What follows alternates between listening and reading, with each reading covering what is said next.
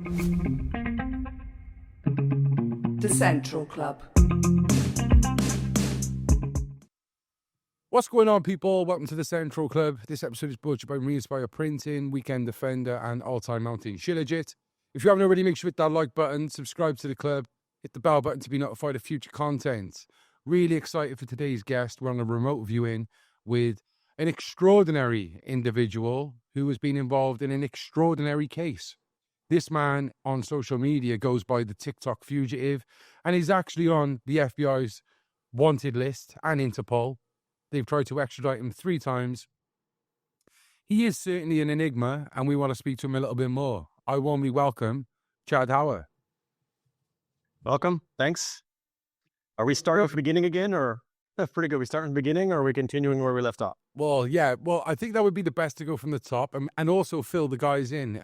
So we did try and do this yesterday, and I will probably put that little cut in right now. Yeah. Well, we literally, strong connections both sides. We started speaking about CIA, and it just all went tits up. But it can't be that, can it, Chad? Surely not. No, we just heard click. We just started hearing clicks and beeps, and Yeah. So maybe if you could take us from the top, then, for the people to know, in a nutshell, obviously, because we could be here for days. But why are you the FBI's most wanted? Well, let's see. Normally, the quick version takes 3 hours, but you tell me about 30 minutes today, right? We're gonna do a part 1 and a part 2. Yeah. Okay. So what do we put into? Okay, well, let's put it into perspective. The FBI and Interpol have been after me for 19 years now. I have been through 3 extraditions in multiple countries, all of which had extradition treaties with the United States, including one that was European. All the extraditions have been denied. When the extradition's denied, they turned to attempted abductions, which resulted in a member of this embassy being expelled from the country. And they continue to chase me even 19 years later. So first question is, what did I do that was so bad that they would try and extradite me 3 times? Because the number of people the U.S. has tried to extradite 3 times is exceedingly rare. The only 2 I could ever find was Pablo Escobar, who they finally got, and some relative of Osama bin Laden, who they didn't get. But they were trying to extradite him from Yemen and places who weren't exactly on good relationships with the U.S. to begin with. So first of all, 3 times, that's like a record number. You could take Snowden, Assange, and Kim.com combined, and you have my extradition count. And this Kim.com looks like he's going to be extradited, except he had a stroke, so maybe it won't be Assange. We know what happened there, and they're still after Snowden. So who am I that I have these numbers all combined? And on top of that, extraditions being denied to the U.S., that's actually pretty rare. And when it is denied, it's usually because the person is a citizen of some country like France or Russia who does not extradite their own citizens, and Germany as well.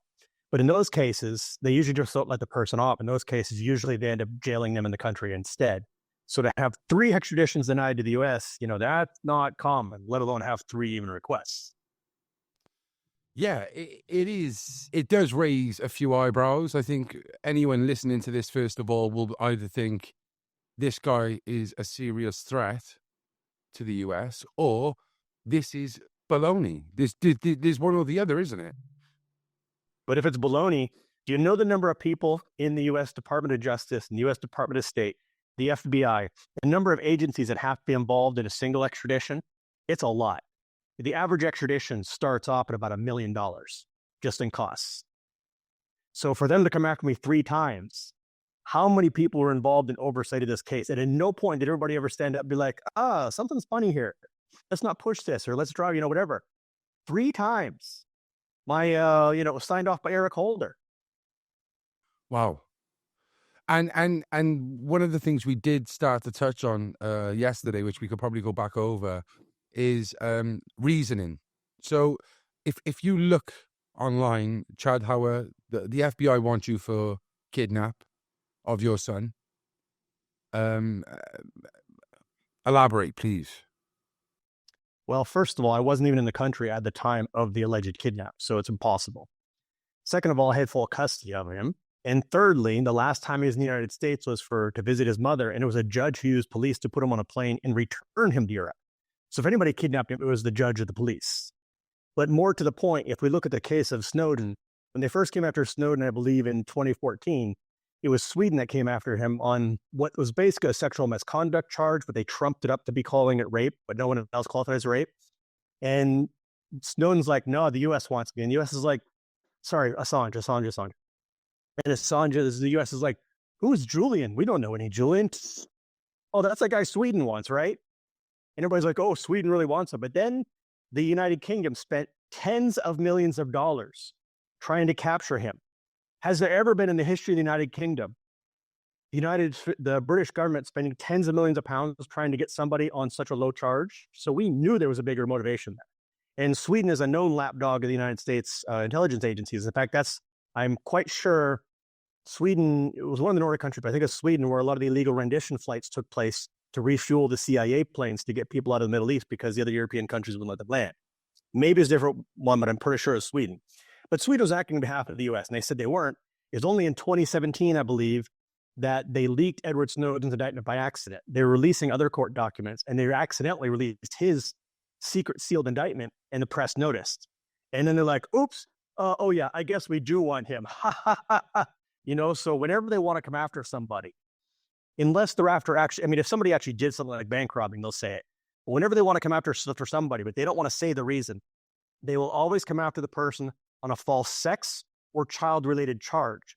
Because then when they go to the press, they make that person look really bad in the court of public opinion. They try them before they even showed up. So in my case, it was a custody case at the root of it. But not only did I have full custody, and not only was I not there when the supposed kidnap took place, but they're throwing a child into it, and they tell the international press, they don't mention that I, quote, kidnapped my son. They just mention I'm a child kidnapper, because then they get the authorities all excited, and the guns come out, and all the newspapers go nuts about it. Well, the media, yeah. So it's part of their playbook. It's always sex or a child crime. I do agree there, and it's like, without even looking, they will find you guilty, because it's that saying, isn't it? People would say, "There's no smoke without fire." Look, they would look, if they're getting in for sex trafficking, he's obviously done something. There's no smoke without fire. I was going to use Al Capone as an example when they got him on tax evasion, when really it was for other stuff they wanted him. But you're right. Maybe the tactics changed since then, and it was more, rather than tax evasion, sexual misconduct. Well, they use tax evasion. They use tax evasion when you're guilty of that, but they can't get you or anything else. Right. So yes, of course. But they still do use it, like Roger Ver. They're going after for tax, and that's a whole bullcrap story as well. But yeah, I agree. And Andrew Tate, someone who is an outspoken person. I'm not saying I agree with him, but he kind of has the same theory as you. They want me for something else. I'm a threat to them, so they've used this, and people believe it. So it's kind of similar in a way. And another person you mentioned yesterday that I was blown away by, because I actually watched this man. I don't know, is this like a recent thing or not? But you mentioned Scott Ritter as well. Like they tried. No, he has two convictions on his record. They're from like 10 and 15 years ago, and it looks like he actually kind of did go into that. Wow. What they convicted him on, though, and again, I'm not defending what he may or may not have done, but it was pretty minor. He sent some images to a 17-year-old, but it looks like it was a cop posing as a 17-year-old. They were trying to entrap him into doing it. So it looks like he did go along with it, but they were trying to catch him in it. Yeah, and that stuff I totally disagree with. It's like, for example, I used to be a heroin addict, and I knew a friend who was in the city centre of Cardiff, the capital of Wales, where I live, and the police used to set up traps. So there was an actual mountain bike, a really expensive £1,000 mountain bike, that they would leave in the town centre and wait for people to get it to arrest them. No, I'm sorry, it's there. Now, I'm not saying that's the same with child's porn or even trying to speak to youngsters. Of course, that is wrong. You could argue the same about, did Israel really know that, Hamas were going to come? Did they leave the gates open? But it's still unacceptable to go through with it. But it's like when they did the Tommy Chong. You know about the Tommy Chong case, right? Remind me, please. You know Cheech and Chong, right? Yeah. Oh, yeah. Okay. Well, Tommy Chong's son started a business called Tommy Chong Bongs, and Tommy Chong had nothing to do with it. His son, I think, was even Tommy Chong Jr. I don't remember exactly, but his son ran the whole business. And it was legal to sell bongs in pretty much every state in the United States except like 2 or 3. But there's a certain attorney general, that a district attorney general, I forget which it was. She really hated Tommy Chong for all his drug paraphernalia movies. So they made this huge order of custom glass bongs from California, and they were going to ship them to, I forget where, Ohio or Indiana or something. They made the huge order. The last minute, like, oh, we moved, ship them to Pennsylvania. And they're like, oh, we can't do it. Like, oh, come on, just do it. So they shipped this order to Pennsylvania, one of the few states where it was illegal to ship drug paraphernalia. They slapped down charges on him. And then they went to Tommy Chong and basically said, you plead guilty or your son goes to jail, even though you have nothing whatever to do with the business except for your name on it. And Tommy Chong ended up doing 2 or 3 years in prison over this. And the same person who started his case, her name is Mary Beth Buchanan. She is the one who initiated my case. She has a history of basically just making up cases. That's heavy, and that's so disingenuous and dirty and wrong. Wow. So, okay. One of my favorite parts of that story was when they showed up at his house. He said they showed up at his house with helicopters and drug dogs. They're looking for drugs. And they came in. I mean, he's Tommy Chong's house. And they're like, you got any marijuana? He's like, dude, I'm Tommy Chong. And they're like, where's the marijuana? In the basement. And they go down like, we can't find it. He's like, you have a freaking nose? Because there's like 5 pounds down there. Oh my gosh. That's hilarious. But they showed up with helicopters and everything because they wanted to make a scene for the media and the neighbors. Yes. If you haven't seen the documentary, it's called AKA Tommy Chong. I think it's on Amazon Prime. It's probably floating around YouTube as well. You should check out the documentary. I'm definitely going to do that. Has there been any documentaries made about you? Well, I've had some YouTube ones. I had one guy totally fabricate stuff about me and make me look like I was lying. He called me a Russian spy, but then completely says I could be the other thing. So don't watch that one. Is that the one with Chapo? Is that Chapo? Even manipulated audio and video. I thought sent you the link about the rebuttal. No, but yeah, feel free to. I just felt like that guy he manipulated audio and video. He took audio of something my friend said. In one sentence, he stitched together a single sentence out of 4 different sentences to make them look like they said something they never did. And YouTube won't take it down, even though I can prove it because it's got 6 million views. Well, I feel he was quite disingenuous anyway. The way he was, he just made up stuff. He befriended you. Bugs. Well, he befriended you, didn't he? Yes, and he used to be Johnny Harris's main producer, so I trusted him. Well, yeah. Well, so he was with Vox then. So he was like probably with Vox before. He said, I eat bugs, which I don't really care about, but his whole basis of me eating bugs was somebody took my Phoenix image and put it on their profile. And therefore, he said that was enough to link me to the profile and that I eat bugs. Yeah. I found that. This whole video. I found that as a stretch. And I found, well, that was all his advert spiel anyway. That was to sell the product that sponsored the episode. I found it a real stretch. That how can you prove that this is you? And then there was all the other handles as well, which I was like, well, yeah, that doesn't prove it's him.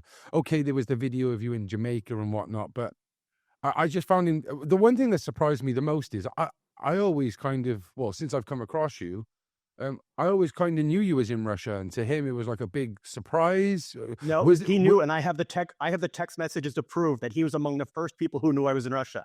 He worked with Rainbow to fake geolocate me.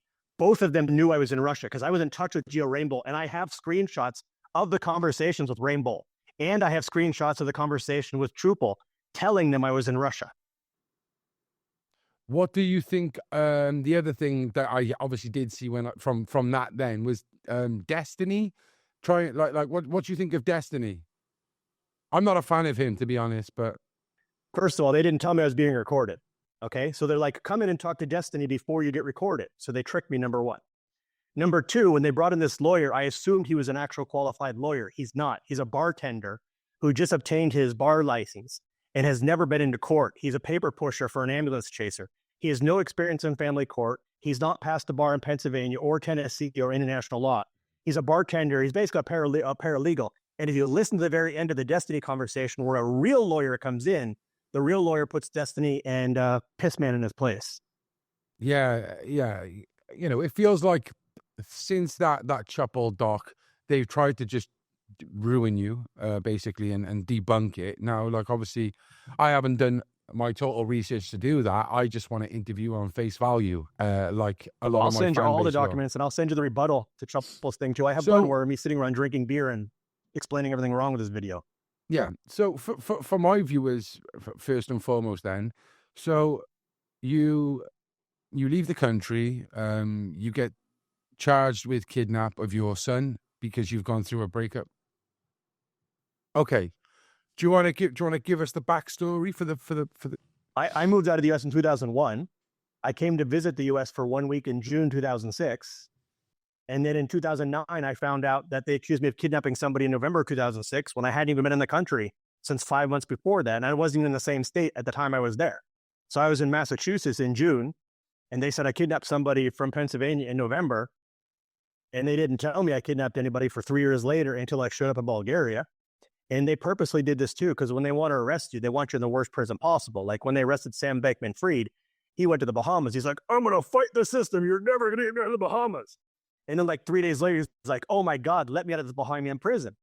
So what they did to me was they issued the arrest warrant and indictment in May 2009 in a secret closed-door court hearing. They never notified my lawyers, nothing, which is extremely unusual.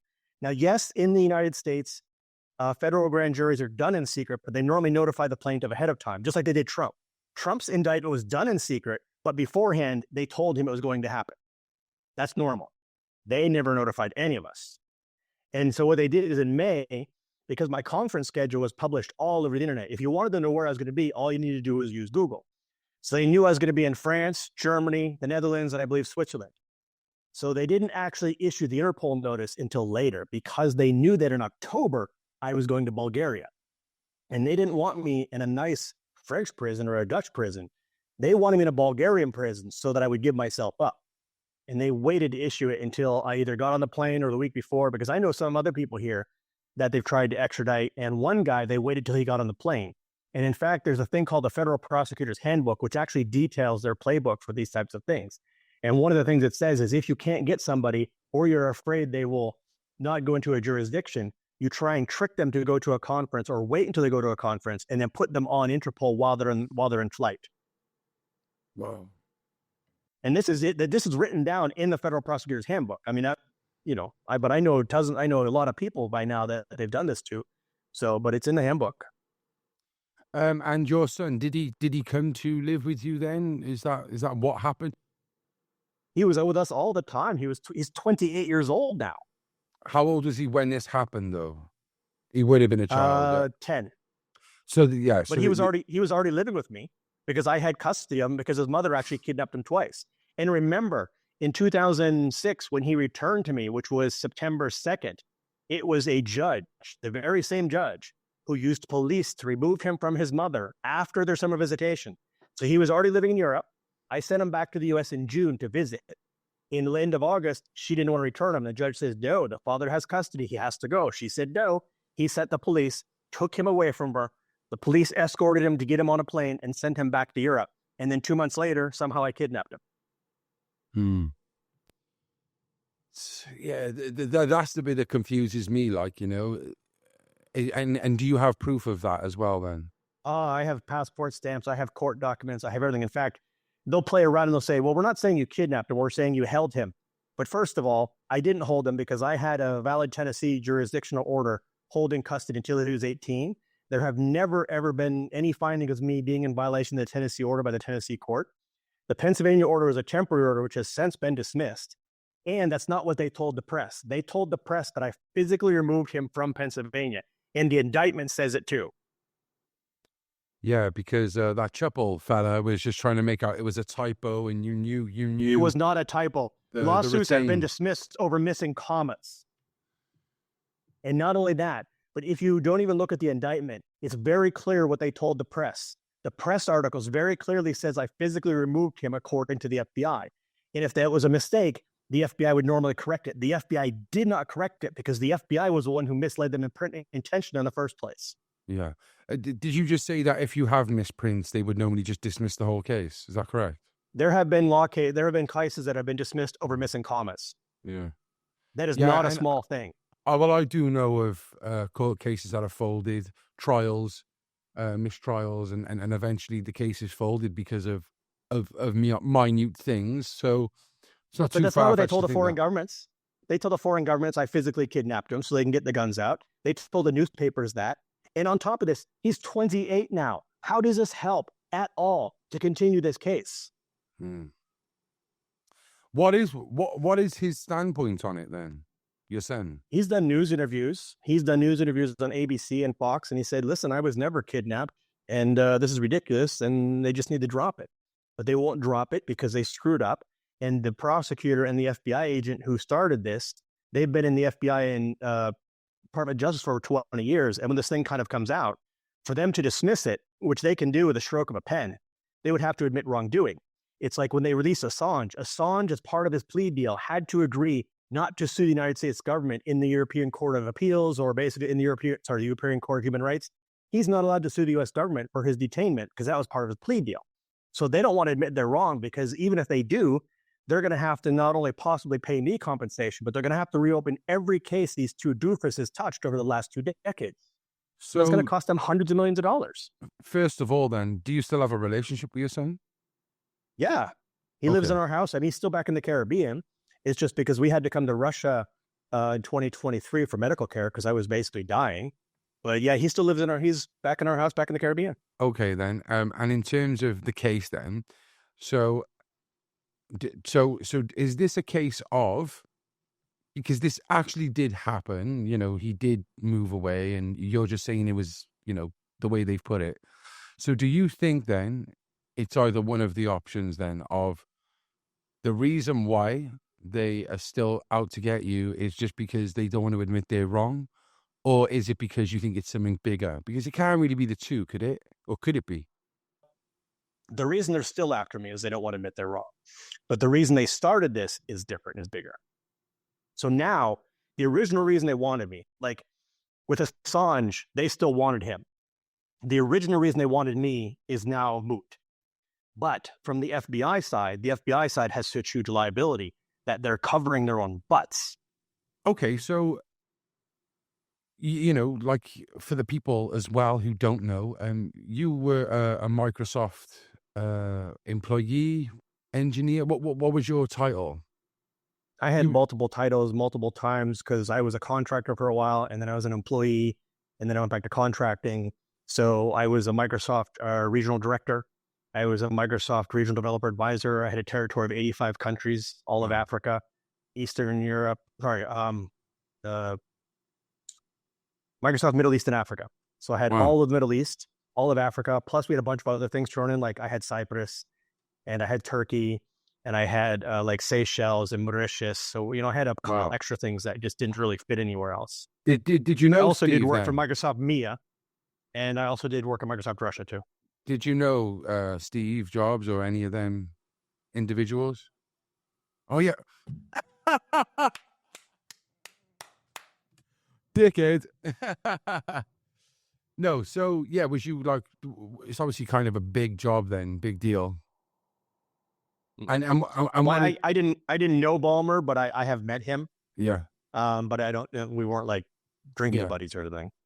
No, okay then. So this is where it gets a bit like, for me. So you're in Russia now because of your medical thing, but you have I will have political asylum in Russia. You have political asylum in Russia in a time where, we're living in some wild times.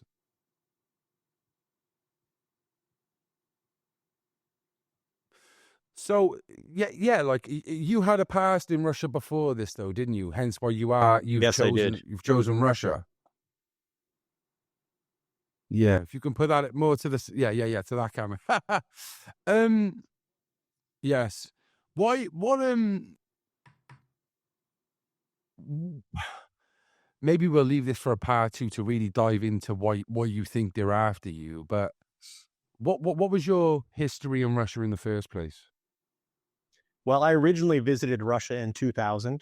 And when I first came to Russia, I transited through Moscow. So I did get to see Moscow like for 2 days at the end on the way in. That wasn't where I was going. I actually went to Siberia, to a city called Irkutsk, but not even Irkutsk, but Irkutsk second.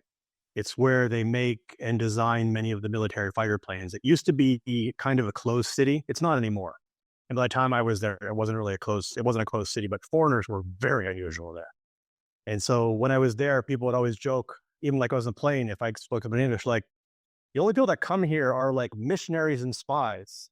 And I'm not religious, but so that was a joke, but I just used to joke. And then so what happened is in early 2001, I went to a wedding and my friend was marrying somebody from that city in Spain. And I met my wife there. And so I separated from my ex-wife and I've been traveling around Europe and I said, well, come to Russia and, we'll visit. And I came to Russia 2001 and then just stayed. So from 2001 to 2004, I lived in Russia most of the time, but we would go to Cyprus for some of the winters, not all the winters. And then from 2004 to 2007, I was only in Russia, 2004, 2008. I was only in Russia maybe 1 or 2 weeks a year, except 2007, 2008, I was here for like 3 or 4 months. Wow. So 2000 to 2008, I lived here about half the time maybe. And then from 2008, we went to the Caribbean. And then 2009, I got arrested in Bulgaria for doing the first extradition, spent time in the 5 Bulgarian prisons. And then How long did you do? How long did you do in Bulgaria? 3 months. Okay. See, that's interesting. I'd like to know more about that as well, which we could talk about next time.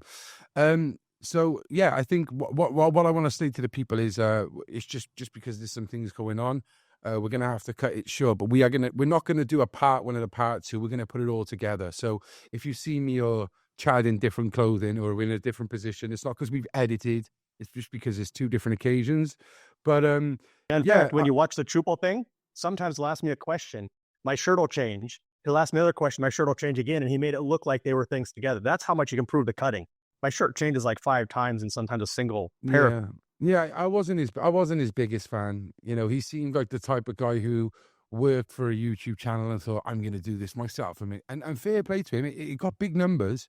Like, it's not like you had 100,000 views. It's 3 million views.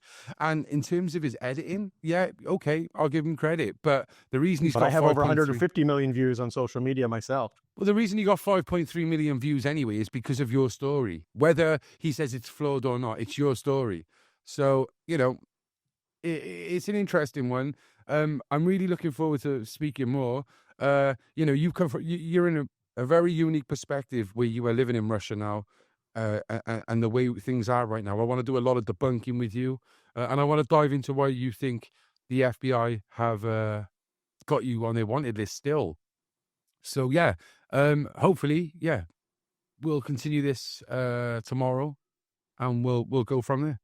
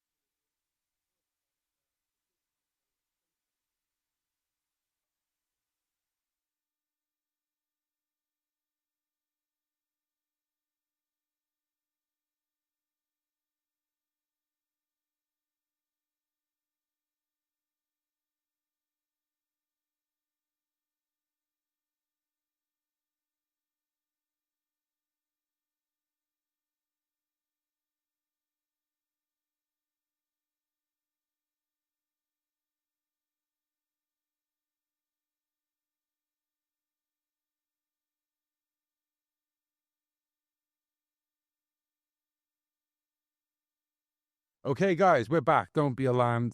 I'm wearing something different. I think Chad is too. But we're back and we want to continue to where we was yesterday.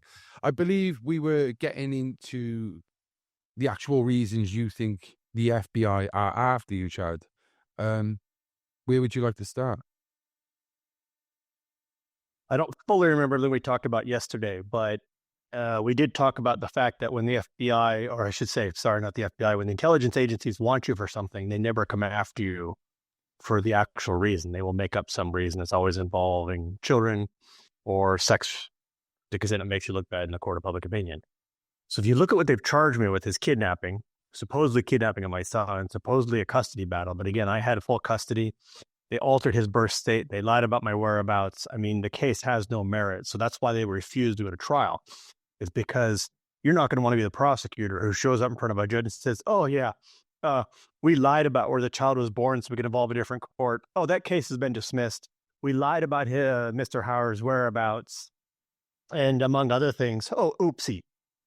I mean, so if their defense is pure incompetence, then these guys should not be allowed to carry scissors in the office, let alone be prosecutors, right? So we can immediately strike out the first theory of this is just a simple paperwork mistake, not to mention the dozens of people who have been involved in this case over the 19 years it's been going on. It just simply is not possible to be incompetence. The second theory that comes up is that the FBI agent who was involved in this used to be either a part of, or I believe he was the head of the Counterterrorism Task Force of Maryland, which is a fairly prestigious position. And then somehow a year or two before my case, he ended up in a branch office of the Pittsburgh FBI. Not even Pittsburgh FBI, like a branch office where there's like 2 FBI agents. This is a place where I'm from, but no one ever says, hey, send me to this post-industrial city, which has lost 30 to 40% of its population in the last 40 years. Nobody says send me there unless you're from there. Neither him or his wife is from there.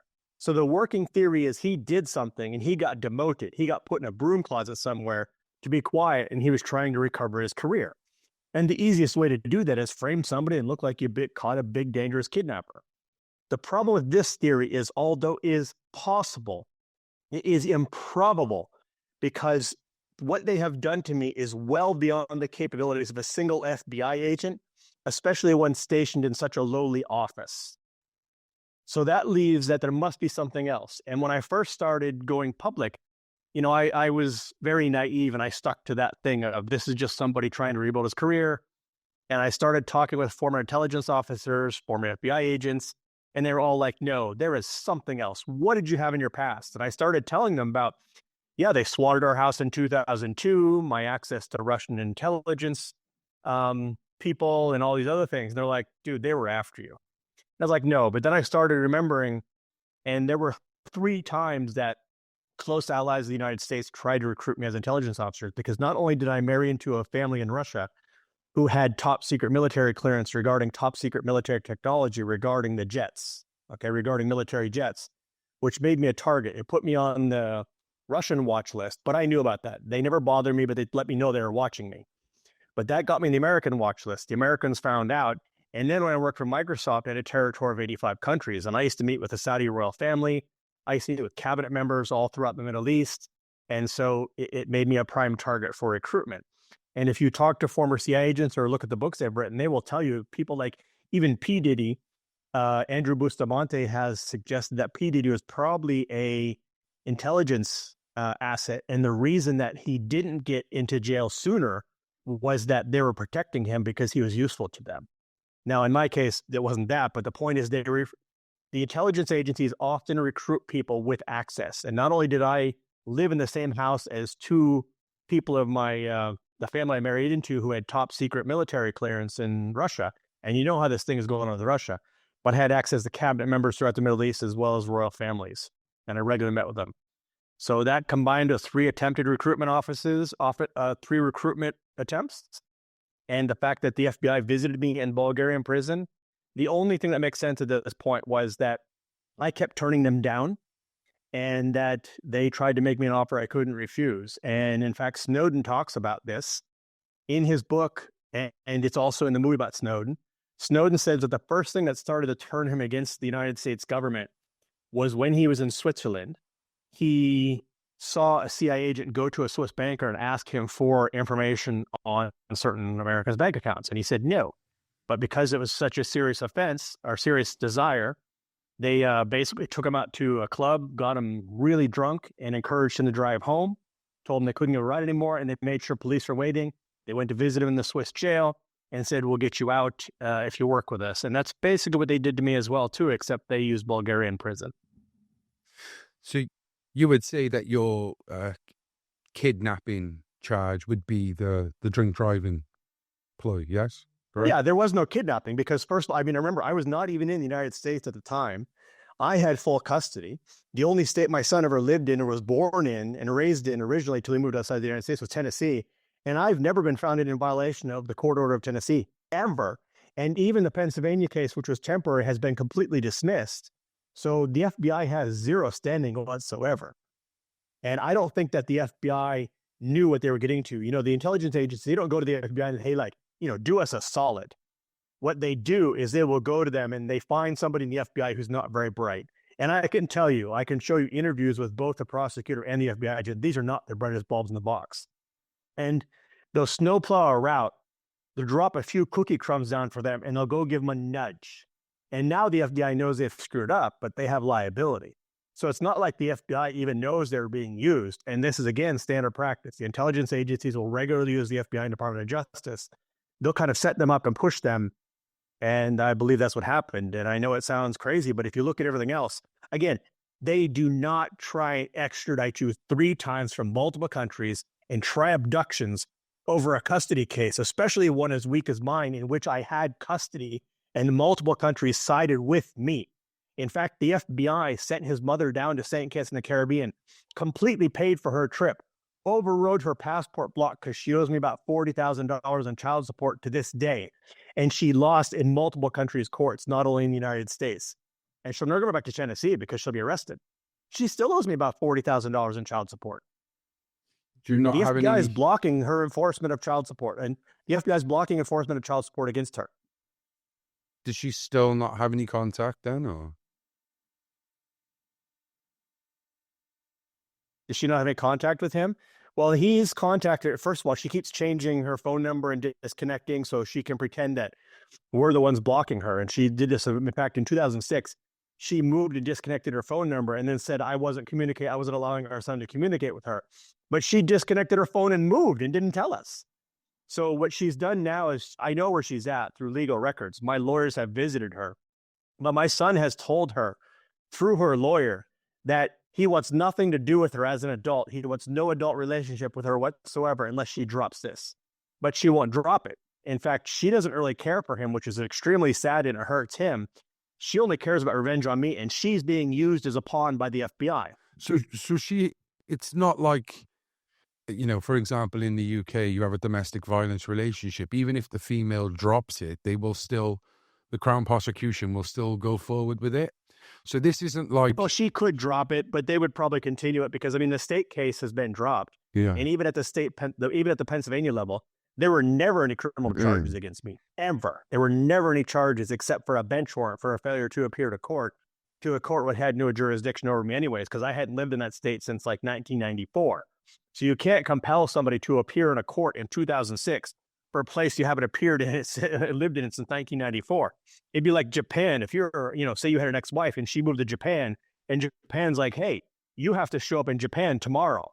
And you're like, I can't do that. So they issue an arrest warrant for you. It didn't even make any sense. What, maybe you might not want to talk about it, but like, what was the actual issue in the first place? Like, what, with you and your wife? Like, what happened? You mean way back in like 2001? Yeah. She has mental illness. We're not getting along whatsoever. Okay. I mean, I'll just give you, one day she told me that, she's Wiccan, which is basically a witch. She basically used me. She wanted a child. That was it. She wanted a child and a cushy life. That's all she wanted. And I had a good job, and she wanted a child, and it was just a marriage that should never happen. We got married at like 18 or 19. It just should have never happened. Yeah, it happens. I've gone through something similar, so I get it. Yeah, sad really. So you have been in political asylum in Russia now. Was that because of your past in Russia in the first place? I don't know how much that had to do with it, but I think, and this is all theoretical, they haven't exactly told me, but Who haven't told you? Russia. the Russian government, yeah, the Russian government. But I think the thing was because when I first applied, you have to apply at the local level, and I applied and I was denied. When we kicked it up to the federal level, somebody got interested really fast in my file and overrode the denial really quickly, to the fact that my lawyer, who only deals with asylum applications, normally he deals with people from Ukraine and Syria. He's done a few political asylum. He said he's never seen an application overturned like mine and so quickly. And so we think what happened was they dug up my file and they're like, well, this dude was asked to spy against Russia and he didn't. So, we need to kind of help this dude out. And I think that's what happened. But can I prove it? No. So you're not a Russian spy then? No, I'm not a spy for anybody. In fact, the Russians have never approached me. I mean, well, okay, I've been approached by Russian security services to let me know that I'm being watched when I lived here before because of my wife's family. But they've never approached me to work for them. And I think they got the message that after I turned down the U.S. number of times and was willing to completely, basically destroy my career and life to stand up to the U.S., that I would probably turn them down as well. So to their credit, they've never attempted to recruit me. Nor has anyone else since this has started. Well, that's interesting, isn't it? Because a lot of, from my perspective, I think more chance why he would turn us. He must have a problem with the U.S. to turn it down. Maybe he will. I have a problem with all governments. I'm a family man. I have 3 kids. I just want to enjoy my life. I've been through enough. And not only that, what could I possibly offer the Russians anyways? Because I'm wanted by the American government. I can't travel anywhere except for Iran, North Korea, and Cuba. I mean, what value do I have to the Russians anyways? Yeah, no, of course. I understand now, it's kind of, it would be compromised. But you did spend time in, is it Irkutsk? No, how'd you pronounce it? Irkutsk. Yeah, I spent time in Irkutsk. You was spent time there. in Moscow. Yeah, You I've was been there there. in the When I early worked for 2000s. Microsoft Middle East, I was all throughout Africa, Pakistan, Saudi Arabia. I mean, I had unprecedented access to places, but that's when the Americans were targeting me. Mm. So you think that the reason you are wanted is basically because you turned them down to be a spy because of the access you had to places like Russia and the Middle East under Microsoft? Well, there's nothing else that makes sense. Can I prove it? No. But of the 3 theories, the first one is impossible. The second one is improbable. So the third one is the only one that makes any sense. And again, remember, they had the federal authorities of Cyprus, and this came from the U.S. Embassy. The U.S. Embassy had the federal authorities of Cyprus raid our house in 2002. Back in 2002, the U.S. government took an immediate interest in me after I moved to Russia in 2001. So I moved to Russia in early 2001. And then when 9/11 happened, and I'm going to be very clear, I am in no way saying I'm tied to 9/11. But after 9/11, the Americans, they basically turbocharged all of their intelligence agencies, and they were looking for terrorists under every rock. And I was already flagged at that point. So I would say that I got put on the radar after 9/11 because they were starting to scrutinize everybody. They noticed I was being watched by the Russians. And that seems to be where I got picked up, because it was shortly after 9/11 that I started having problems coming in and out of the United States. Yeah, that would make sense. It's always when something new rolls out that they kind of dish it out to people, isn't it? Like, or if something bad happens and they tighten up on security, and you're always going to pick up people you probably shouldn't pick up. So I get that. Yeah, I think I got put in the radar, and they're like, this dude has access to these people who live in the same house as him, 2 people of Russian top secret military technology clearance.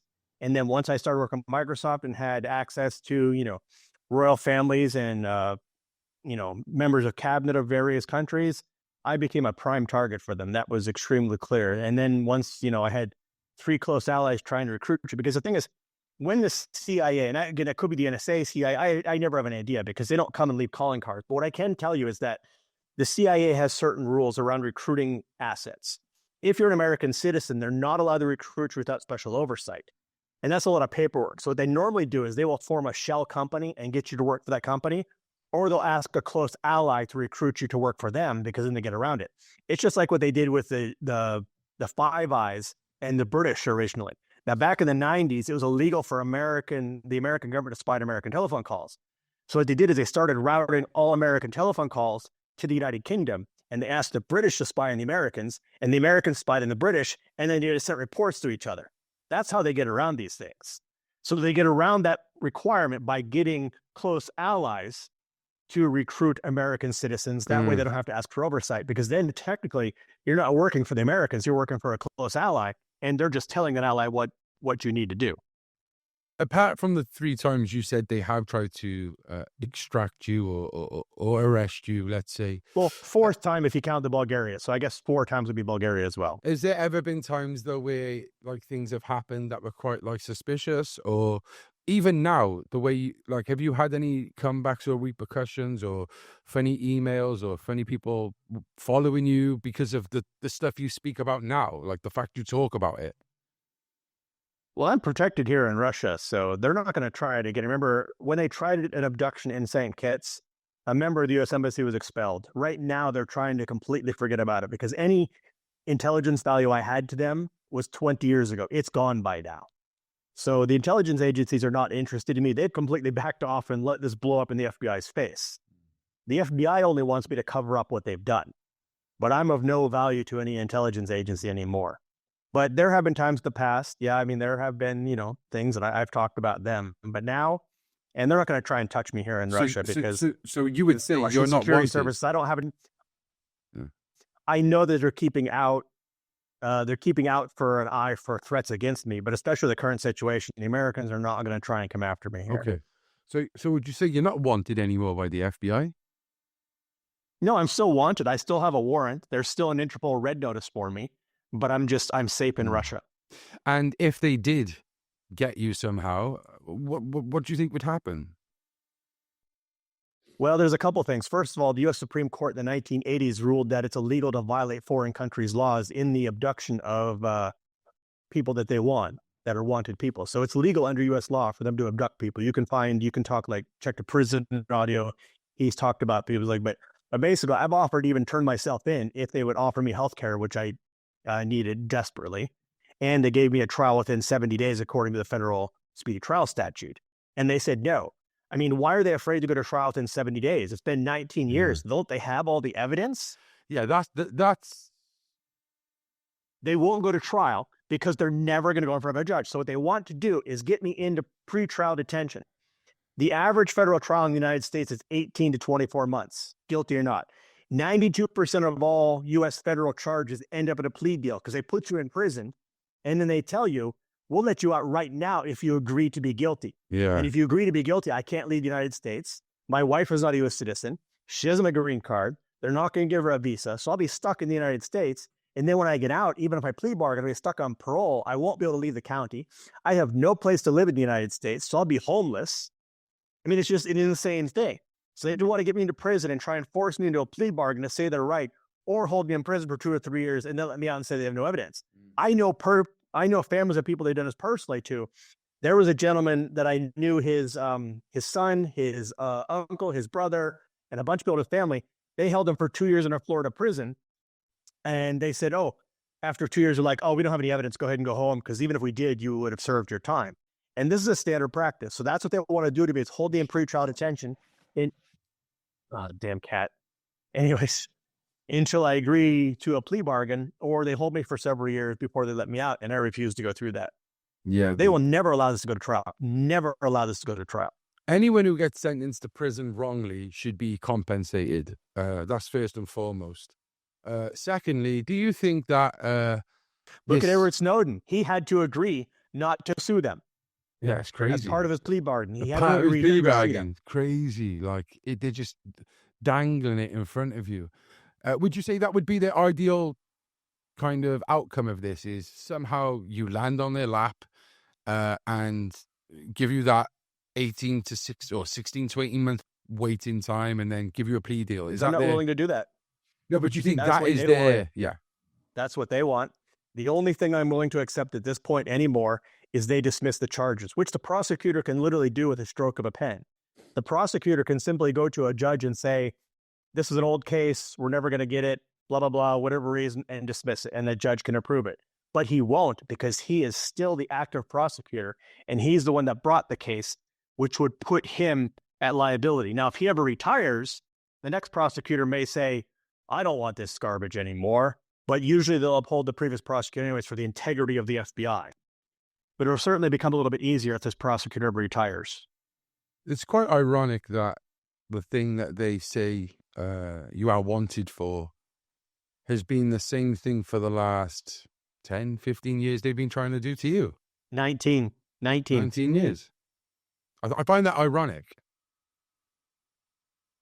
You know, welcome to the United States. You know, I mean, look at Roman Polanski. And I know a lot of people think he's guilty. Maybe he is. In fact, I was arrested a few days after Roman Polanski was. So we were both headlines at the same time. But the point is, they left Roman Polanski alone for like 20 years or something. And then a new prosecutor came into California. He's like, I need to make some headlines. The dude's in France. He's traveling to Switzerland. Let's arrest him after 20 years of doing nothing. This is what prosecutors are about in the United States, because many U.S. prosecutors have political ambitions. Rudy Giuliani used to be a prosecutor. So the bigger headlines they can make, if they want to run for office, then they're known because, hey, they were the badass who put people in jail. Of course. Prosecutors will make headlines. I mean, why would you leave somebody like Roman Polanski alone for 20 years? Supposedly there was even a deal in place. I don't know if there was or not. But why do you leave him untouched for 20 years and then all of a sudden out of the blue decide to come after the guy? Yeah, I agree. There's people out there who take on certain cases for their own.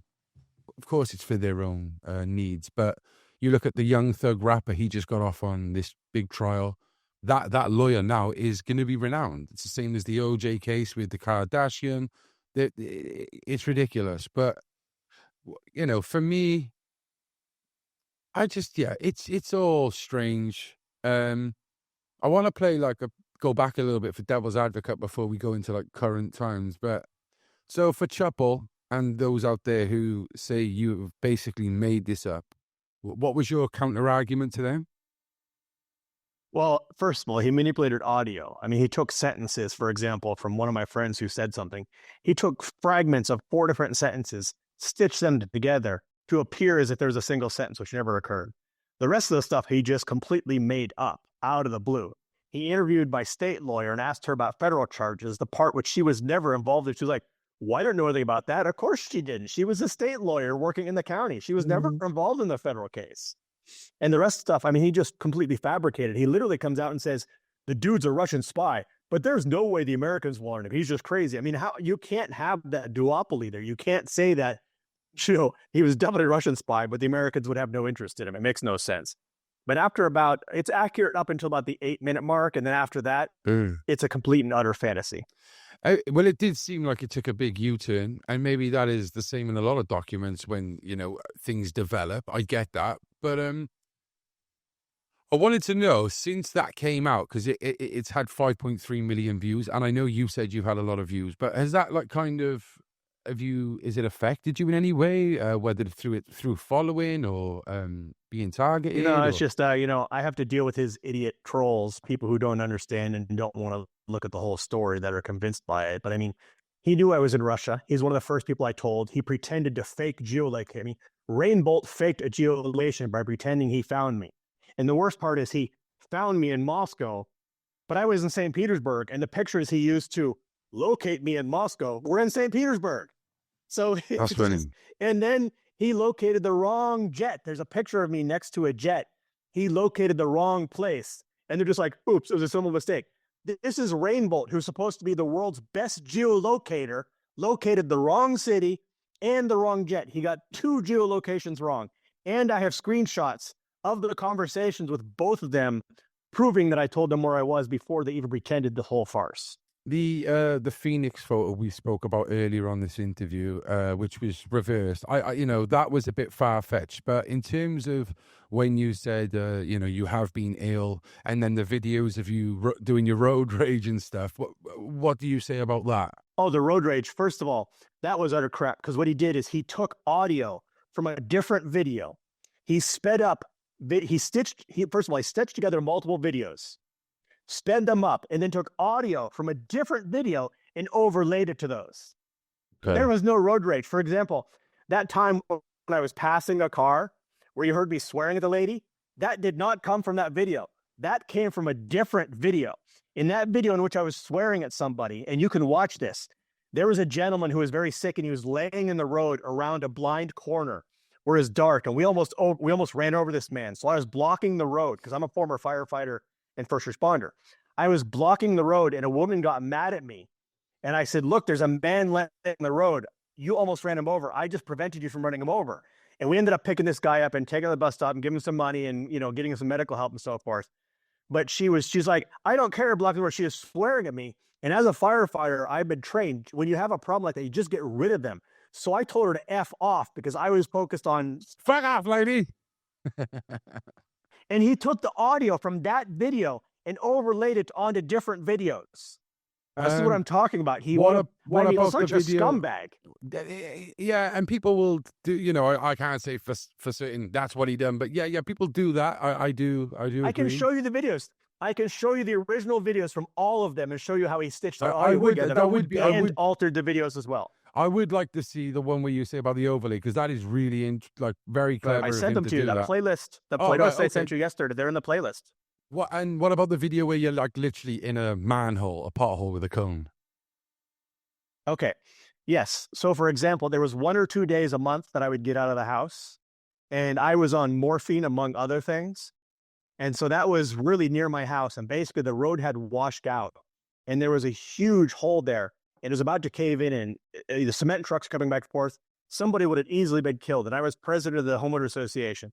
So the one day I felt good, I took an extra bit of morphine and I went down and I went in the pothole. Yes, I did that. And he took it completely out of context, because if he'd showed the whole video, you would have known. There were, in fact, on my TikTok, there were videos of me at the beach. Like once a month, I get to the beach. It's like, yo, I'm having my good day today. I'm at the beach. And he didn't show you those. He made it look like I never, ever left the house. But I did leave the house maybe once a month or once every 3 months. And that pothole was almost right next to my house. Okay. So where you're living right now, obviously, we've just seen, hopefully, Palestine, Israel, peace talks. What's the situation in, how is it in Russia? We get told all sorts of things. We've got a war going on right now. Do you feel safe where you are? You'll be safer. Even American tourists will be safer here in Russia than they are at home in the United States. We don't have the street muggings you have. We don't have the drug usage you have. We don't have the homeless problem you have. I mean, I can send my daughter out at 2:00 in the morning on public transport and she'll be perfectly fine. You see 8-year-old kids ride the metro here. It feels like Vietnam here because the war doesn't really affect us here. People know it goes on, but they know they can't do a lot about it. But life goes on here. It's very safe. It's one of the safest places there is. Yeah. And so I'm assuming the missiles that are getting kind of sent into... Well, if you're in Kursk or Belgorod, that's a different story. But that's, 1,000 kilometers from here or something. So there's a few border regions that definitely, it's, you get hit. But up here, we get an occasional drone. Like 2 weeks ago, 4 drones came in. They shot them all down. Occasionally a drone hits an oil tank or something here. In St. Petersburg, we had 1 drone hit an apartment building. Nobody died because the apartment had hit. Nobody was home. They evacuated about 100 people while they repaired the houses.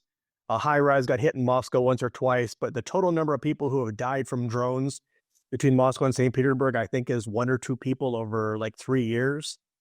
And, Moscow has over 20 million people. St. Petersburg has over 5 million people. So sad, yes, but 2 or 3 people dying out of that many. We have more people die from ice falling off the roofs every year. So is it so, like you said, you don't have as many drug users? Do you still have gangs and drug dealers and all that over there?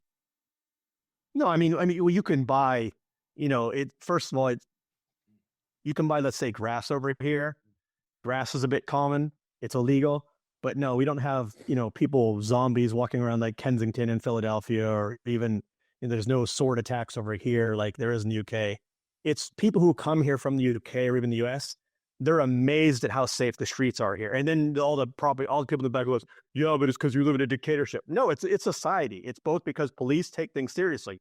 I mean, if you leave your cell phone at a restaurant, you just lose it, and somebody picks it up, the police are going to track it down, and they're going to charge a person with stealing a lost item. I have seen transit police chase people down for stealing cell phones. They take small crime here seriously, and it trickles up, if you will say. So crime here is very safe. I often go out, and I'm often out at 2, 3, 4 in the morning walking around the streets, and it's perfectly safe. So safety, like you said, seems to be, in place. What about like day-to-day living? Like, what's the difference between Russia and America, would you say? What's the pros and cons? Well, people here are far better off. I mean, if you have an equivalent job, so if you work at McDonald's here versus McDonald's in the US, or even IT in the US, generally going to live better here because there's no education debt. There's no health debt. Well, in the UK, you don't have that, but the NHS, I know, is in a lot of struggles right now. But basically, your healthcare is taken care of. Housing is affordable here, although it is going up. But just the cost of living is very affordable here. A metro ride costs like 45 cents. So if to get a house, is it pretty easy to get a home? Yeah, it's very easy. Now, for Russians, the price has been going up because what's happened is during the sanctions, a lot of the richer Russians couldn't get their money out of the country. So they're sinking it in the real estate, which drove up the real estate prices. But if you compare the affordability of real estate here versus the affordability of real estate in Western Europe or America, it's way more affordable. In fact, the homeownership rate here is something like 3 or 4 times the rate of it is in the US. And the debt levels is like 4 or 5 times lower too. Mm. And that's another thing that people probably get misconstrued when you think of living in a communist Russia. McDonald's. Well, it's not communist. It hasn't been communist since 1991. We're more free market. I would say we're more free market than much of the West is. I mean, I have like choice of like 5 different internet companies. I have a choice of like 4 different mobile companies. And they're all fantastic service. They're all inexpensive. And there's so much more competition to be had here that it keeps the prices down and the service up. Yeah. Interesting. And what's the policy for people to come into Russia? Is it are the borders pretty hard to get Westerners, it's very easy. If you're from Europe, the Americas, Canada, Australia, New Zealand, etc., there's the new thing called the special values visa. You basically go to the embassy and say, I'm not super happy with Western values right now. You can come up with your own reason, whether you don't like woke. You can come up with a bunch of reasons. You like family values or whatever. They'll give you a special values visa. You come into the country, you apply for a temporary residence permit.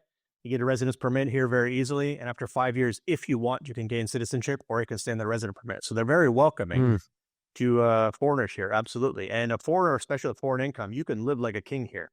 I know families of 4 that live comfortably on $1,000 a month in St. Petersburg, which is the second most expensive city in the country. Now, I'm not saying they're living rich, but they're living comfortably on $1,000 a month. Now, even as a single Westerner, $1,000 a month, you can live decently. $1,500, you'll live well. $2,000, you'll live like a small prince. I mean, my internet, for example, I have a 1 gigabit internet connection without limits. It's fiber optic. Do you know how much I pay for it? $7 a month. Wow. My cell phone is unlimited calling, unlimited data, unlimited texting, and I pay about $7 a month for that. That's fantastic. My healthcare is free.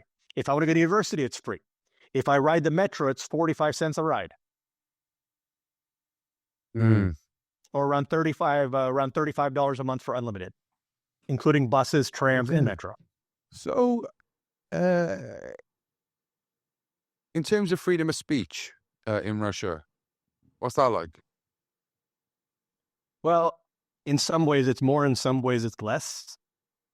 Certainly, with regards to political speech, we have less of it. And I've been open about that. But, it's not quite as bad as you think. I mean, I keep forgetting you're in the UK, but in the UK, far more people in the UK have been charged for what they posted on social media than in Russia. Yeah. So who has more freedom of political speech here? I don't know. Well, certainly people are much more open in private. I mean, people here criticize the government like it's a national pastime here between each other. But to go on national TV and do it, it's different. You can do that in the UK, but we can post things on Facebook about our government that you can't. Well, this was leading on to my next question, which was woke culture. Although we are supposed to have freedom of speech, people are now cancelled by this woke brigade. They're not even, well, a lot of it is infiltrated in government, hence why you've just said people get arrested for it. I have people I know who have been arrested, and people have been known to go to jail because of the riots. We've interviewed the likes of Tommy Robinson. I know Tommy, and people would blame him for a lot of what's gone on, especially the government. But the woke side of things, does woke culture exist in Russia? No, absolutely not. No, not whatsoever. If anything, it's very anti-woke here. There's a backlash against it in the West. And why do you think that is? I think that while certain aspects of what led to this woke culture have a lot of merit, I think that it's gone too far, too fast, to the point that it gained so much steam, it gained so much momentum that it went so far beyond the reasonable boundaries. In other words, it achieved reasonable goals in the beginning, but then it had so much momentum that it just kept going to the point of beyond reasonableness. Just went straight over the cliff. Yeah, I think it's exactly what happened. I mean, there were certainly issues. I'm not going to go into the details, but there were certain issues that needed addressed. And I think that it started out with the best of intentions, but it's almost like certain movements, once they gain a momentum, they have to defend themselves because they're like, oh, we've accomplished what we needed, but they just want to keep going to the point of, self-sustaining. That's it. Well, a lot of it's these like people... if you've been watching a Fallout TV series, Vault Tech and Fallout was all about sustaining itself. They didn't care about if they'd achieved their goal. They needed to continue to make money. And the woke movement is very much like that. They need to continue to be woke about something, even if they've achieved progress. Kind of like the war machine has to keep... Yes, it's very much like that. Yes. What is the what is your... you'd probably be daft to go against the Russian rhetoric on this subject, but what is your take on the Russian-Ukraine war, if you can speak about that, and how are the people in Russia about this? Well, I do speak about this quite a bit, actually. And I guess it depends on, which aspect you want to hunt down on, the causes of it, the outcome of it, the impact of it. There's just a huge area. Yeah, well, so the justification, well, maybe from Russia's side, the justification or the reasoning behind... I think that people need to separate justification from reaction. And so I've never tried to justify what Russia did or oppose it, because in my position, I've explained it to people. If let's say you're a Christian person and you're homeless and a Muslim family takes you in, you don't go in and try and convert them to Christianity or start insulting Muhammad, right? So I've been very clear about it. There's certain positions that I'm just not going to talk about. But as far as the reaction, Russia was very clear. If NATO tries to come into Ukraine, Russia will react. Whether or not their reaction was justifiable, that's a totally separate conversation, which I will not have. But their reaction was inevitable. And the US and the UK continued to push them. If you look at, there have been something like it was either Oxford or MIT, Oxford or Harvard, somebody did a study on the CIA, and they've been involved like 63 coups between World War II and like 1970. The CIA has been involved in pretty much every major coup. The CIA was involved in stoking the fires back in 2014. And it's all about the escalation ladder. You go here, you go here, you go here. And it doesn't matter if this reaction is justified or this reaction is justified. When you start this sort of thing, you start throwing things back and forth, you're going to expect the reaction. And the U.S. certainly provoked Russia. Whether or not Russia was justified, I'm not going to touch that. But the U.S. knew what they were doing when they provoked Russia, and they knew what the reaction would be. And it's the Ukrainians who are sadly stuck in the middle. It's a proxy war. And, the U.S. has said it, Lindsey Graham said it, they'll fight to the last Ukrainian, which is sad. It is sad, especially when you follow stuff on YouTube and the internet, and you look at the Ukrainians. They are truly passionate about their land, and they feel they are going to fight till the last breath themselves, even though it probably is being. No, that's what Zelensky says. That's what Zelensky says. That's what the West wants you to see. Most Ukrainians at this point are more than willing to give up the eastern provinces, eastern oblasts, because most of them were primarily ethnic Russians and wanted to be part of Russia, or at least had some sort of sentiment towards Russia anyways. I agree on that. I mean, but what's your choice? Another 100,000 dead Ukrainians, or they give up eastern territories, which they're never going to get back anyway. I thought it was a no-brainer in the first place to give that up. Okay, maybe the way it went was wrong. Let's say that France came in. Let's say that France came in and took over Wales. You're in Wales, right? Yes. Okay. Let's say France came over, took over Wales, and let's say we don't know if it was 60% or 40%, but a huge majority of the Welsh, for some reason, wanted to be part of France. Okay, and so the UK and France got into it, and it became very obvious that France had gotten control of Wales, and they were not. The UK was not going to get it back, and how many more British people would they be willing to sacrifice to not get Wales back anyways? Yeah, you realize the number one country, the country with the most Ukrainian refugees out of anybody, is Russia. Russia has more Ukrainian refugees than any other country. Poland, Germany, whatever. So if Russia is so bad, why did the refugees come here and feel safe here? Well, they would have been the ones from that region, obviously, the majority of them. But like I said, that speaks volumes. If they were being oppressed and they didn't want to be part of it, why didn't they go to I agree. Europe? Because Europe's, I agree. Everybody. Why'd they come to Russia? I agree. I totally agree. And in terms of NATO expansion or aggression, whatever you want to look at it, I felt that, Ukraine should be a buffer zone, let's say, neutral. Exactly. And Ukraine's much bigger. Switzerland's small. So imagine if it was only Switzerland, it would still feel very close.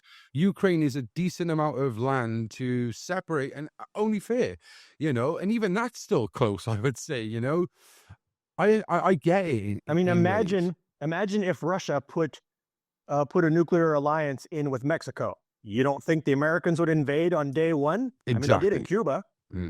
Yeah. In fact, the Americans started the whole Cuban thing. A lot of people don't know this, but it started by the president putting nuclear armed missiles in Turkey. That's why the Soviet Union put missiles in Cuba, is because the Americans put missiles in Turkey first. To try and level it out, innit? You're always going to want to feel. And the only reason the Russians backed down in Cuba was the Americans secretly agreed to pull the missiles out of Turkey. And that didn't get declassified till like 10 or 15 or 20 years after that fact. But that's why the Cuban Missile Crisis ended, was Kennedy agreed to pull the missiles out of Turkey. How do you think it's going to end? I hopefully think it's going to end this year. I think it's going to end up a lot like Cyprus and Korea.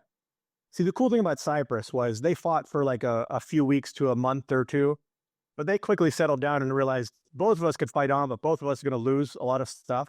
Cyprus and Turkey still hate each other. They're still officially at war. And I've lived in both Turkey and the Republic of Cyprus. So, I mean, I have a better understanding than most people do. My family are from Greece. My family are actually from Greece, so yeah, I know about. I mean, they're still officially at war, but they're not shooting at each other. Nobody's really died in the last 50 years. The difference in Ukraine is you had the Americans egging on. In fact, Kissinger was involved in the whole Cyprus thing too. So the U.S. was involved there too. And that was a war between a NATO country and another country that, Greece and Turkey, Greece, who was involved on the other side, there were two NATO countries that went to war with each other for a few weeks. Well, that was America's justification. You're attacking a NATO country. We got to step in. But they were both NATO countries. I know. They were both NATO countries. Well, it's a win-win for them, isn't it? Because whoever was attacking first is the other NATO. Zelensky can't really cede power because he's got the nationalists backing him. But a very large number of the Ukrainians in Western Ukraine are just like, give up the Eastern territories. Eastern territories were always a little bit separate from the rest of Ukraine. They were always poor. They didn't send the money down there. They always felt quite a bit different. They voted differently. And a very large number of the Ukrainians, if not a small majority, are willing to just say, listen, just let it go. Let the rest of Ukraine, which is like 75% or so of it, retain itself and become Ukraine, and just give up the Eastern territories just for this, just for the reason of peace. It's that simple. And I think they're going to come to a pragmatic compromise again, like Korea or more like Cyprus, except it took 3 years to get to it. So I hope this year it's going to settle down, because Ukraine is in a bad position. Well, it's always been from the NATO or the British or the Americans. It's always been that, well, if you think he'll stop there, you think he's going to stop there, and you're like, well, we'll never know. Russia's listen, no, we do know. Russia's never going to take on NATO directly. Putin has himself said that he could not take on NATO directly. He has no desire to attack any NATO country directly. This is not Hitler. This is not World War II. And the people who throw around that rhetoric are being completely disingenuous. The Americans killed over 1 million people indirectly and directly in Iraq, and they were never sanctioned for that whatsoever. They went with Tony Blair, and they faked it. Tony Blair knew that the evidence was fake. The Downing Street papers that came out in 2017 proved this, and the Americans have never been sanctioned for that. That was a bigger cluster than this will ever be. And yet, but when the Americans and the British do it, it's okay because the UN approved it, because they lied to the UN. And since the UN approved it on lies, it's okay. Keir Starmer, a Labour politician, same as Tony Blair. The British here cannot stand him. Even Labour voters themselves, they feel like that is more like a dictatorship. You've mentioned that yourself, that you feel that Russia's in a better position than that. What is your take on the recent news of it being a 100-year deal has now been signed? A 100-year deal that when the war ends, Britain, Keir Starmer has signed this, that we will rebuild Ukraine. None of us have asked for this. None of us have voted for this. First of all, did you hear about this? And secondly, what do you think about it? I hadn't heard about that, but you have these big financial interests like BlackRock and others, the moneyed interests. Meanwhile, your NHS is in serious problems, is it not? It is. And it's funny because Keir Starmer has literally been with BlackRock and the WEF, WHO, and all these other organizations recently. It's just like, it's so blatantly obvious what's happening. Mm-hmm. You don't have money for the NHS, but you have money to go fight and rebuild Ukraine. And, you know, where does that money come from? Well, the same way that, that they're buying the land in Ukraine, there's been big marches about inherited land with the farmers selling it. They're trying to buy the small amount of UK land that is owned by farmers to private companies like BlackRock as well, which is just, it's so blatant and wrong. So have you ever seen there's a famous cult TV series. It's about maybe 15 years old called Jericho. And it's about in the US, and you know about Jericho. Yeah. In the very end, the whole plot was this company was trying to take over land. So they set off some nuclear bombs, destabilized the government, and then forced everybody into selling them their lands. It's same plot, just no nuclear bombs here. Yeah. And people would say that's far-fetched. That's a TV show. That is what they do. Not far-fetched at all. Predictive programming, man, at its finest. And it's like, we told you so. We made it in a movie. Yeah. Again, anybody who doubts any of this stuff, look up the Downing Street papers. This is not conspiracy stuff. These are verified papers of the British government, which said that Tony Blair knew the Iraq war evidence was completely fake, but that Bush's envoy got him to go along because otherwise they couldn't convince the people to go to a war in Iraq. They knew from the beginning it was fake. And those weren't leaked until around 2017 or 2018. Yeah. What we knew from the get-go anyway, really, the public. We knew, but now we have the proof. Yes. And still no action. Strange. So, what do you do with yourself? It's not terrorism when we do it. Yeah. It's only terrorism when Russia does it. what's your take? Like, what is your kind of goal now? What is your mission? What do you do now? Because you are on TikTok still. What's your reasoning behind it? To get enough publicity to expose the FBI for what they've done in my case to the point that it becomes so horrifyingly embarrassing that they have to dismiss the charges, because that's the only thing that ever works for them. Look at the Newburgh 4, Richard Jewell. I can name case after case after case where people were even put in prison, sometimes died in the prison, and they won $100, $200 million, where the families won it later, but only after they got enough press coverage. Look at the U.S. women's Olympic team. I forget the name of the coach, but he was sexually molesting the underage, and the FBI, when they found out about it, covered it up for over another year. And then once they got caught covering it up, they covered up the cover-up. And it was only an independent journalist who exposed it.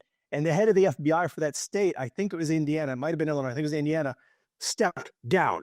It ended up in congressional testimony in which the U.S. women's Olympic team sued the FBI for $1 billion. And they had to settle for like $150 million or something. But publicity is the only thing that solves the FBI problems when they do this. That's the only thing, is to embarrass them enough to the point that it's like a hot potato to them. They're like, we need to get rid of this. But until you embarrass them, they will just continue to cover it up.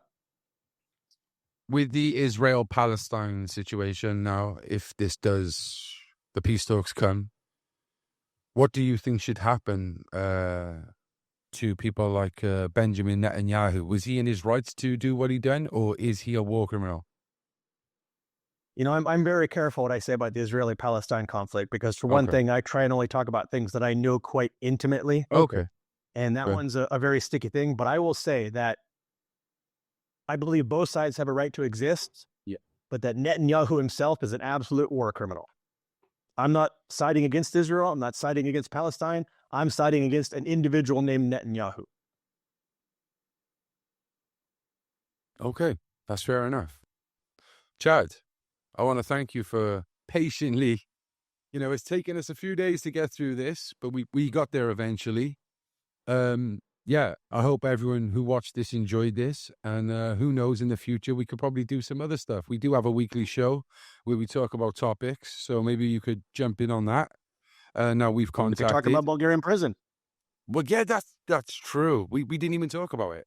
We could talk about my escape to Cuba. Wow. But okay, just quickly then, before we go then, just could you give us one story from Bulgarian prison? Okay. So when I was young, I used to work for a pest control company called Orkin. You may or may not know them in the United States. And I was actually a termite salesman, but I used to go with the roach guys. And so I have seen some roach stories, but nothing will ever compare to the roaches I saw in that Bulgarian prison. You would not believe the amount of roaches. I used to have to sleep with socks on my hands and cover up my hood and just leave my nose like this so I could breathe to keep the roaches off me at night. You can cook with cockroaches. You can play games with cockroaches. There's actually a lot of useful uses for cockroaches, but boy, the cockroaches in Bulgarian prison were something else. Wow. Yeah, I can imagine. There's some. I've been to some Victorian prisons here in the UK, and at night you hear them scurrying around, and it's funny. It's like they on association. They used to cover the lights at night. Yeah. It's like they left the light on 24 hours a day, and we couldn't turn it off. The only thing that dimmed the lights was the cockroaches. Yeah, it's disgusting. Was it a real dirty jail then? Oh yeah, it was pretty. But the worst thing was, it technically wasn't. Well, I was through 5 of them. So one of them was a prison, one was a detention center, one was a jail. But the one I was in the longest was technically a detention center, which was even worse than a prison because it didn't have to conform to the standards of a prison. And the guys that were in there, some of them had been in prison, and they were begging to go back to prison. Yeah. It's like a police station here. You could be on remand in a police station for days and days, and you'll wish to go to the prison. They don't have a TV in the cells. They don't have tea. You're probably laughing actually, because this is UK standards. We allow TV. Probably not that in the Bulgarian one, but it's known that the police stations are worse than the prisons. We will definitely talk about that. We will talk about the prisons. We'll talk about the your escape to Cuba, which I think is really fascinating. I know you've been on a few different other podcasts. We know Sean Atwood. He's been a guest of our show. You've been on there. So if you've been on Sean, which he does a lot of true crime, I'm sure you've told some stories. So we'll definitely do that on ours for sure. One other thing we do before we go, Chad, is we ask every guest to leave us with a message straight down the lens. Leave us with something, Chad, something positive. Never give up. When I've gotten to my darkest times, I have a 3-day rule. Now, some people may need a 1-week rule, I don't know. But whenever you're having like really bad thoughts, I always told myself I will never take any rash action. I'll wait 3 days and see if my mind still agrees with my mental position at that time. And every time that has gotten me out of dark times. Amazing. Amazing. Ladies and gentlemen, ChadHower, very interesting story. Leave in the comments. Do you think his story is genuine? Do you think it's fabricated? One thing I know for certain is you wouldn't be traveling around the globe and seeking political asylum for nothing. He's clearly gone through a heck of a lot. And I respect him for still standing strong and speaking up. So again, thank you, Chad. And until next time, everyone, stay central. The Central Club.